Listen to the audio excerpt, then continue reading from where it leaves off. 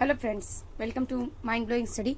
तो हम पहले चैप्टर का जो क्लास 8 का एनसीईआरटी हम लोगों ने शुरू किया है, तो पहले चैप्टर का हम लोगों ने 2 पार्ट कर लिया है। आज हमारा ये तीसरा पार्ट होगा, ठीक है। तो पीछे 2 पार्ट में हम लोगों ने यहाँ तक पढ़ लिया था कि किसान सबसे पहले खेती करने के लिए क्या करते हैं, तो मिट्टी को पौला बनाते हैं, मतलब मिट्टी को तैयार करते हैं। उसके बाद मिट्टी का बीज का चुनाव करते हैं कि बीज स्वस्थ है, उपजाऊ स्वस्थ बीज और उपजाऊ बीज के चयन करते हैं। उसके बाद बुआई होती है। बुआई के लिए कौन कौन से मशीन का यूज होता है, कौन कौन से औजार का यूज होता है, उस सब के बारे में हम लोगों ने उस अगले 2 वीडियो में पढ़ लिया। हम आगे इस वीडियो में हम क्या करेंगे कि खाद और उर्वरक के बारे में पढ़ेंगे, ठीक है। तो यहाँ पे हम लोगों ने यहाँ तक पढ़ लिया था, लेकिन पीछे से मिलाते हुए हम लोग आगे का पढ़ेंगे, ठीक है। खाद एक कार्बनिक यानी जैविक पदार्थ है जो कि पौधे या जंतुओं के अपशिष्ट से प्राप्त होता है।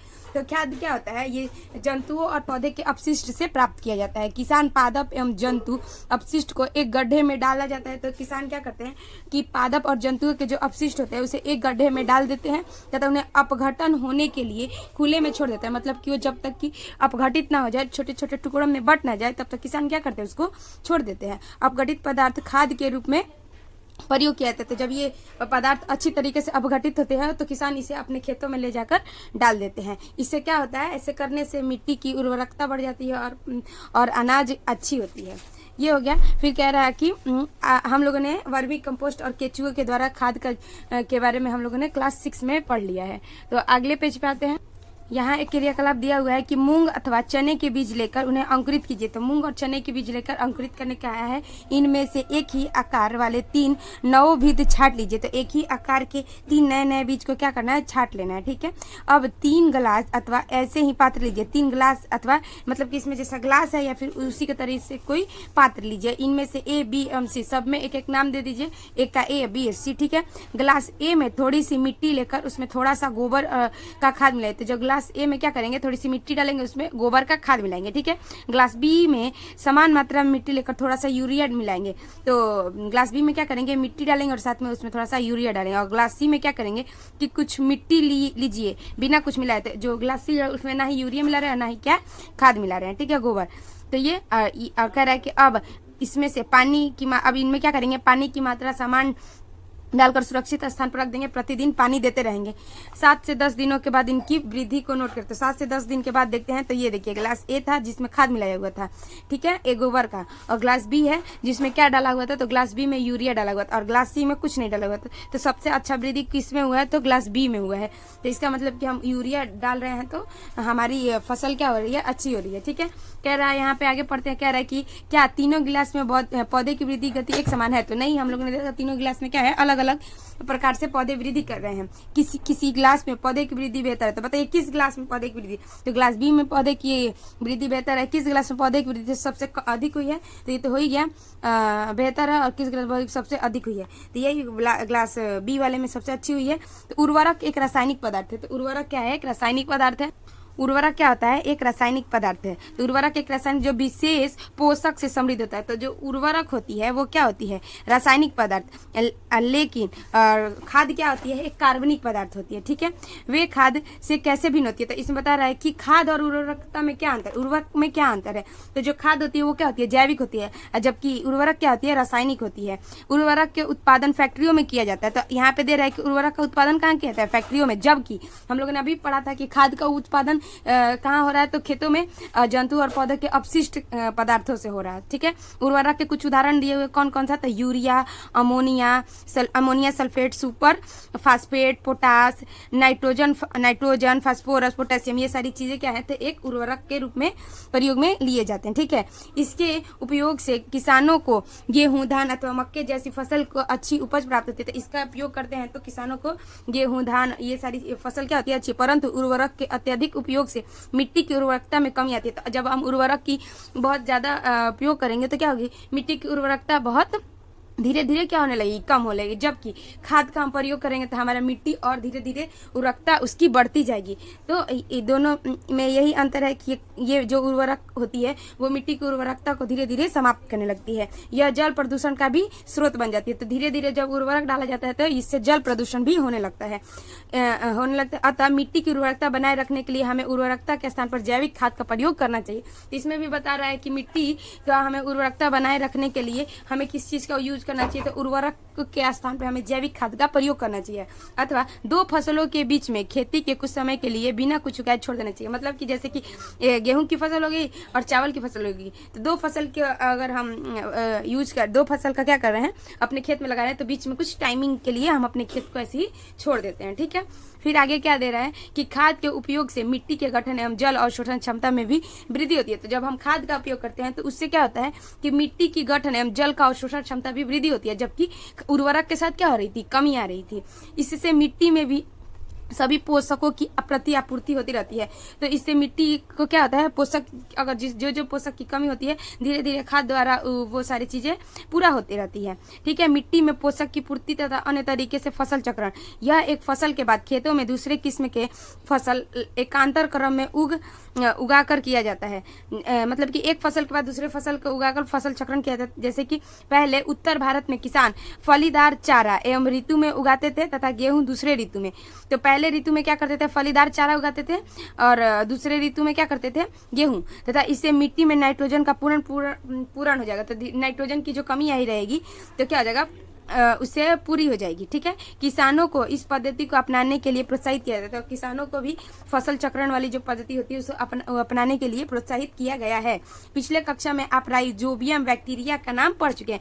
तो हम लोगों ने भी पढ़ा था कि राइजोबियम बैक्टीरिया क्या होती है, जो मिट्टी में नाइट्रोजन की मात्रा को क्या देती है, पौधे को नाइट्रोजन की देती है। तो हम लोग पढ़ा है कि यह फलीदार लेग्यूमिनस, ये क्या होता है कि यह फलीदार लेग्यूमिनस पौधे की जड़ों की ग्रंथि में पाई जाती है। तो जो राइजोबियम बैक्टीरिया है वो किस प्रकार के पौधे में जाती है, तो फलीदार यानी लेग्यूमिनस पौधे के जड़ों के ग्रंथियों में पाई जाती है। ठीक है, और वायुमंडल से नाइट्रोजन का स्थिरीकरण करते हैं। स्थिरीकरण जैसे कि हम लोग वायुमंडल से डायरेक्ट नाइट्रोजन को ले लेते हैं, लेकिन पेड़ पौधे वायुमंडल से डायरेक्ट नाइट्रोजन को नहीं लेते हैं, वो मिट्टी द्वारा नाइट्रोजन को ग्रहण करते हैं।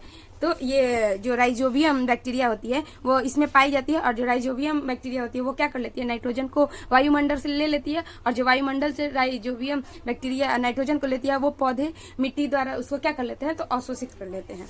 ये हो गया। आगे यहाँ पे दिया हुआ है कि उर्वरक और खाद में अंतर दिया हुआ है। ठीक है, तो इसको थोड़ा सा समझ लेते हैं।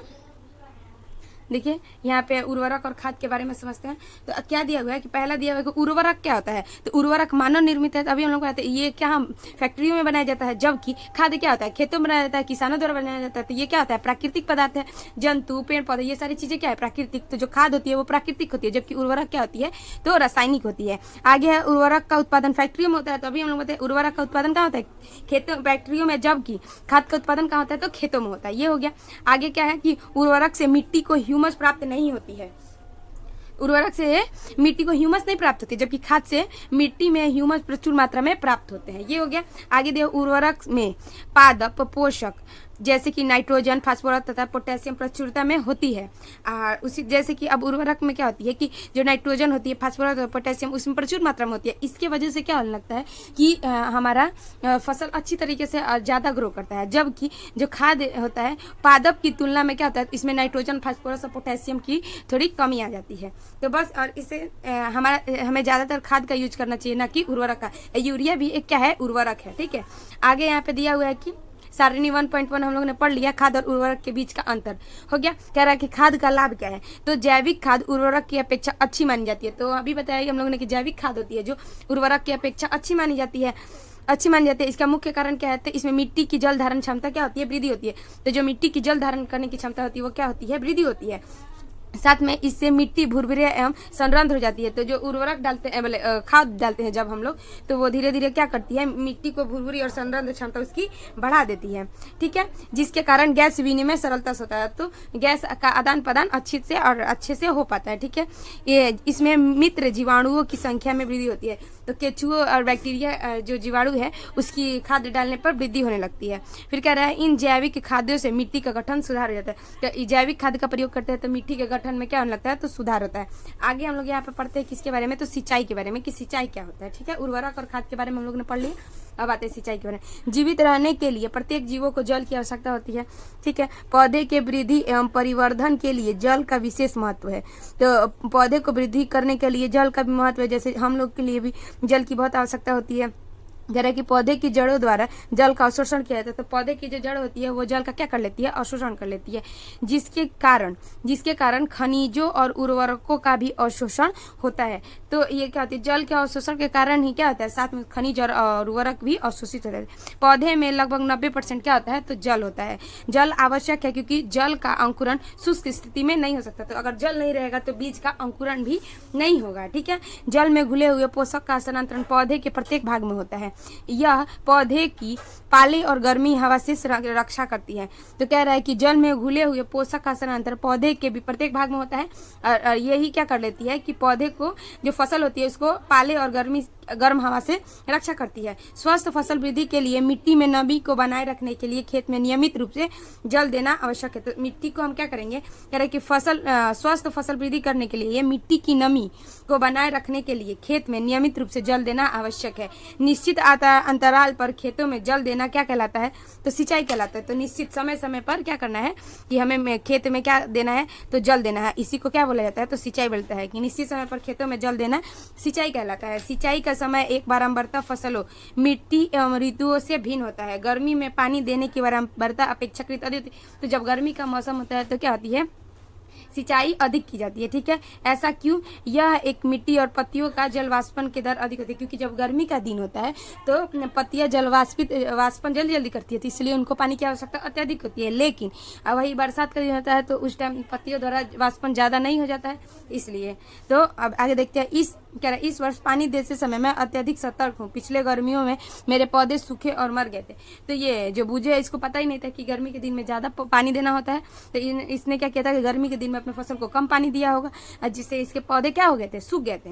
आगे सिंचाई के स्रोत। तो सिंचाई के स्रोत क्या क्या है, तो पहले जमाने में सिंचाई के स्रोत हुआ करते थे कुआं, नलकूप, तालाब, झील। तो अभी भी झील और नदियां द्वारा किया जाता है, लेकिन पहले अब उतना अब नहीं किया जाता है। ठीक है, कुआं, ये सारी चीज क्या है, तो सिंचाई के स्रोत है। बांध, नहर, ये सब क्या है, तो जल के स्रोत है। ठीक है, आगे वाले पेज पे आते हैं। सिंचाई के पारंपरिक तरीके क्या क्या हैं, तो सिंचाई के पारंपरिक तरीके कुआं, झील और नहर में उपलब्ध जल का निकाल कर खेती तक पहुंचाना। तो जो कुएं में और झील में और नहरों में जो पानी होती है उसको जल निकाल कर खेतों में डालना, ये पारंपरिक तरीका हो जाएगा।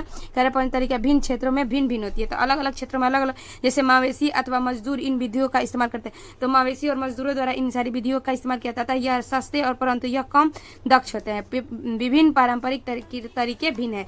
तो आगे दिया हुआ है मोट यानी घिरनी। तो ये आपको देखने को मिलेगा, यहाँ पे घिरनी है। ये घिरनी को क्या किया जाएगा, खींचा जाएगा। तो ये अंदर से, कुएं के अंदर से पानी निकालेगी और एक आदमी उसको पानी को उठाकर क्या करेगा, खेतों में डालेगा। ठीक है, आगे दिया हुआ है चेन पाइप। तो चेन पाइप, यहाँ पे फोटो दिया हुआ है चेन पाइप का। तो ये भी क्या कर रही है, उसको खींच रही है और ये जब पानी निकल रहा है तो एक पाइप के सहारे क्या कर रहा है, जा रहा है और सीधे क्या कर रहा है, तो इसमें चला जा रहा है, खेतों में पानी चला जा रहा है। 3 नंबर में दिया हुआ है क्या, ढेकली। तो ढेकली भी क्या है, तो यहाँ पे जब इसको यहाँ से उठाया जाएगा, यहाँ से कोई जंतु और आदमी द्वारा क्या किया जाएगा, इसको उठा के और अंदर डाला जाएगा। तो नीचे से जब बाल्टी में पानी आ जाएगा तो यहाँ से बाल्टी से पानी निकाल के कोई जो किसान रहेंगे वो क्या करेंगे, निकाल के उसके बाद अपने खेतों में पानी डाल देंगे। अगला क्या दिया हुआ है, रहट। तो रहट यहाँ पे देखिए एक मवेशी के कंधे पर ये लगा दिया गया। जैसे मवेशी ये चलेगी तो ये क्या करेगा, यहाँ पे पानी आएगा, हर एक बाल्टी में पानी निकलते जाएगा और धीरे जैसे इधर आएगा तो पानी क्या हो जाएगा, गिर जाएगा खेतों में, या फिर नाला जैसा बनाया जाता है उसके द्वारा खेतों में पानी चली जाती है। तो ये सारी चीजें हो गई पारंपरिक तरीके। ठीक है, जल को ऊपर खींचने के लिए सामान्य पाइप के उपयोग किया जाता है। पाइप चलाने के लिए डीजल, बायोगैस, विद्युत, सौर ऊर्जा का भी प्रयोग किया जाता है।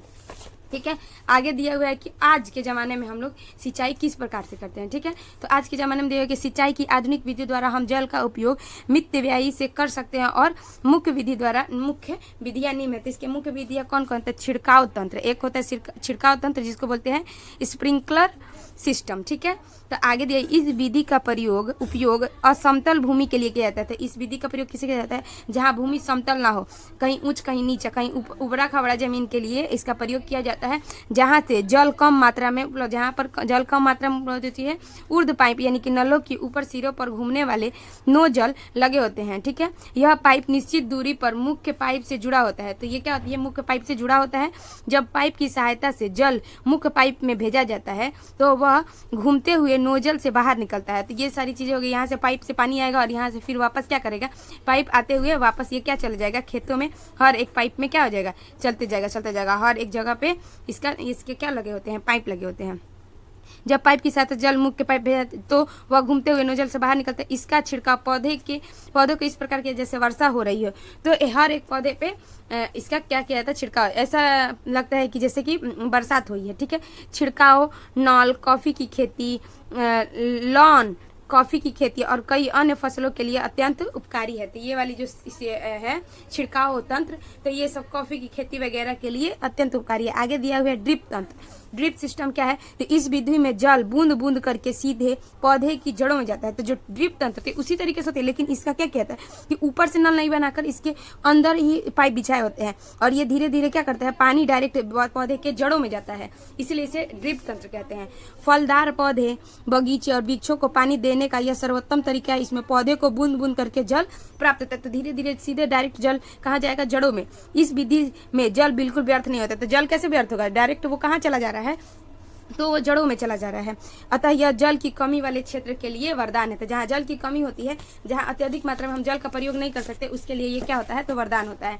आगे है क्या, खरपतवार से सुरक्षा।